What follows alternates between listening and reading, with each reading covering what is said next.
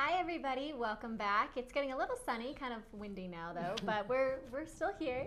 And I am now here with the lovely Shana Corden. Did I mess that up? Yes, you said it correct. I was thinking in my head banana Shana. Exactly. But anyways, she is the founder of Moxie Lab, and she actually spoke earlier today, and we are super excited to have her. So if you could tell me a little bit about your first experience with technology and kind of like your career path up until this point.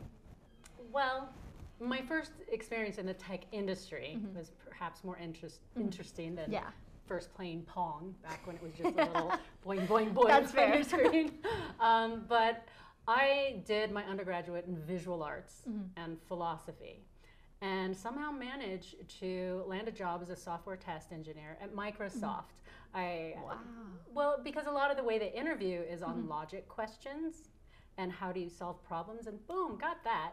They failed to ask if I knew any programming languages. Oh my gosh. Which I do not. So what made you want to interview for that then? I was just fresh out of college. My brother-in-law worked there, who is a programmer or was a programmer, and it just seemed like such an exciting place to work. And it was fascinating. So I got the job, and then I had to figure out how to do it. How to actually do the tech part afterwards. Exactly. But I was in a lab with, I don't know, 30 plus guys.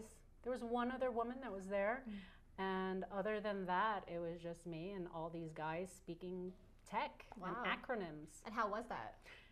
It was interesting. It was definitely like being popped right there in the deep end, or actually more like outer space, because people were speaking acronyms as though they were a language. However, I found that in the tech industry, people seem to be very excited and very generous about sharing their knowledge.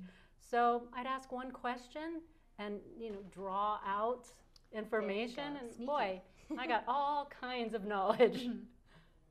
But now you're no longer in tech, so what are you doing currently? Well, the career path was a little winding, but I brought back some of the art skills and the performance skills and the writing skills into the realm of coaching and training people in communications. And our primary clients are in the tech and telecom industry, I think, because we really resonate with these really brilliant, smart people, and helping them communicate more powerfully and with greater clarity. And you place a large emphasis on listening and how companies can really build that into their culture. Why is that?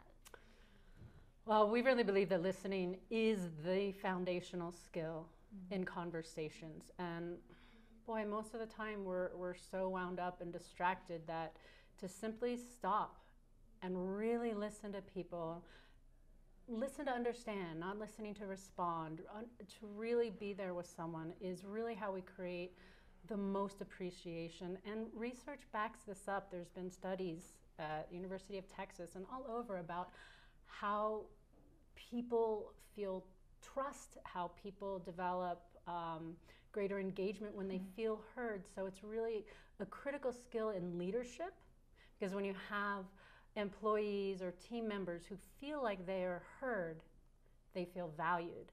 And when they feel valued, they engage more. So it's really been just such an amazing addition to the business. And we're finding it's really great for people in sales as well, which is an industry that it's based on trust. Yeah. If someone doesn't trust you, they're not going to sell to you. You're not going to buy from them. Exactly. Yeah.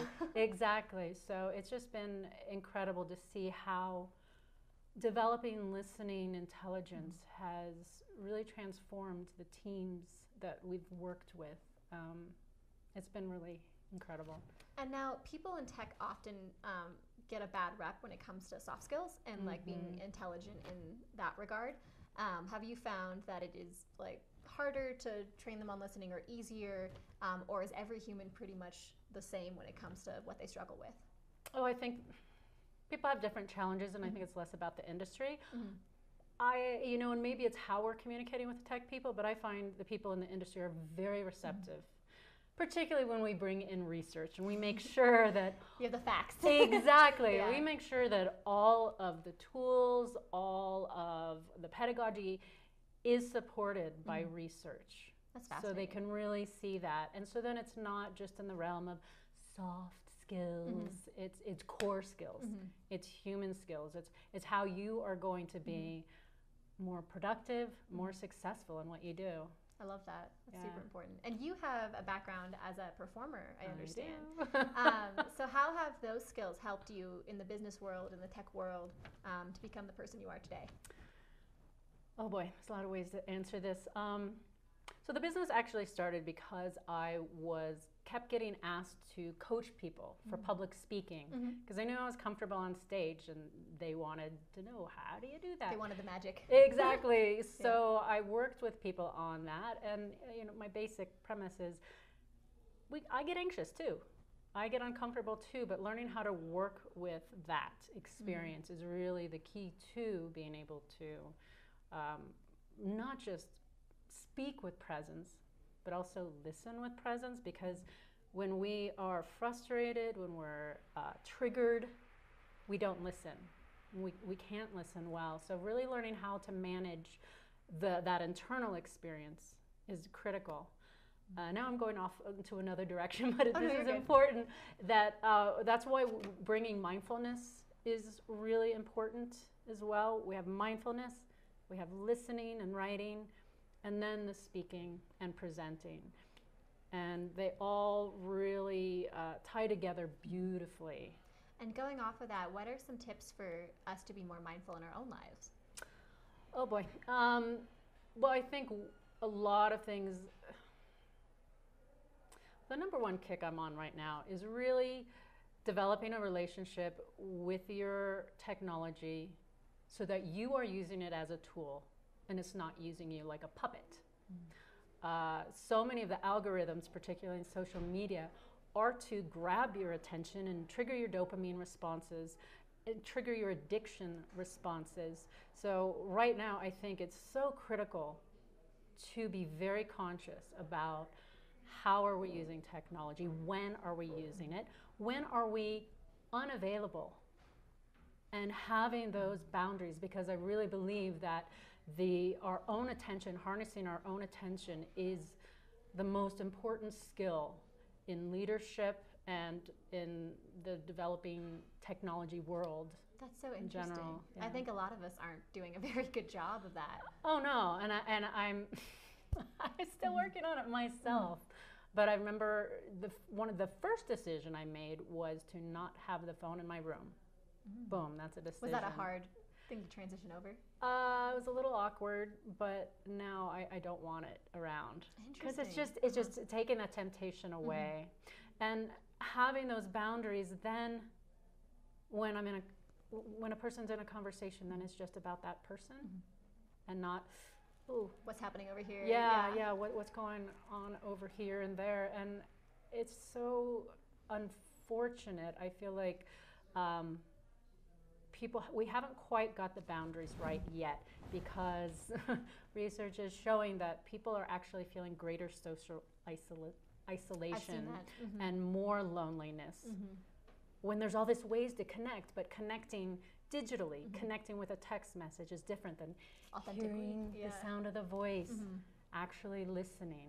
Especially with how that's going to probably play a part in kids growing up, like the ones who've already been so attached to technology. Yeah, absolutely. That'll be interesting to see where that goes. Yeah, absolutely. And then another fun question: where do you see technology going in the next 10 years? Oh, magic question. Or what would you like to see? Who knows? Well, the only thing we really know is that it is accelerating, and we can't quite imagine where it's going to go. And that's the one thing we do know. But what we don't know, and what I'm really fascinated with, is how are we going to engage it? How are we going to use it to